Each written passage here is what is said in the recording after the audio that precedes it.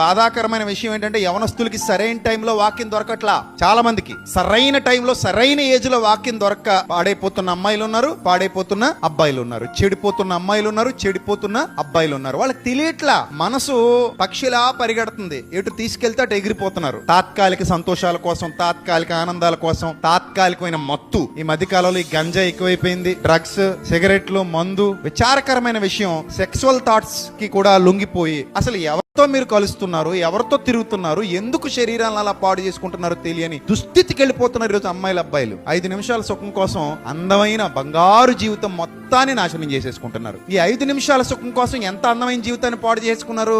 50 ఏళ్ళు 60 ఏళ్ళు టిక్ కొట్టేసుకున్నారు. నిజంగా చెప్తున్నా, ఒక అమ్మాయి రోజు ఏడుస్తూ వచ్చింది నా దగ్గరికి. నేను చదువుకుంటున్నప్పుడు మోసపోయాను, తప్పు చేశాను, ఇప్పుడు హెచ్ఐవి వ్యాధితో బాధపడుతున్నాను.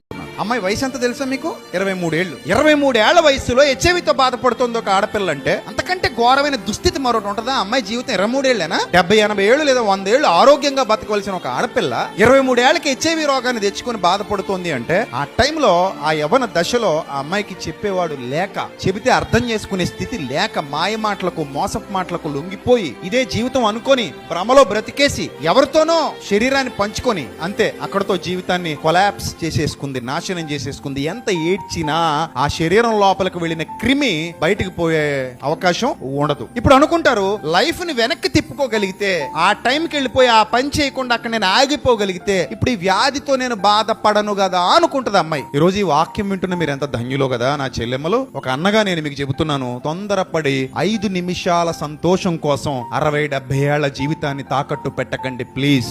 దానివల్ల నాకు మీ అమ్మా నాన్నలకు వచ్చే ఉపయోగం ఏమి ఉండదు, కానీ మీరు మాత్రం లైఫే కోల్పోతారు, లైఫే కోల్పోతారు. లైఫ్ కంటే విలువైంది ఇక్కడ ఏది లేదు. ఆ తర్వాత ఎంత ఏడ్చినా మళ్ళీ అది వెనక్కి తిరిగి రాదు. బతకలేక, చావలేక, చచ్చి బతకాల్సిన పరిస్థితి వస్తుంది. అప్పుడు చేతులు గాలిపోయాయి, ఆకులు పట్టుకోవాలన్నా ప్రయోజనం ఏమీ ఉండదు. సో అందుకే చెబుతున్నాడు, దేని చేత మన నడతను శుద్ధిపరుచుకుంటాం మనం? యవనస్తులు దేని చేత మన నడతను శుద్ధిపరుచుకుంటారు? జాగ్రత్తగా చూసుకోవడం.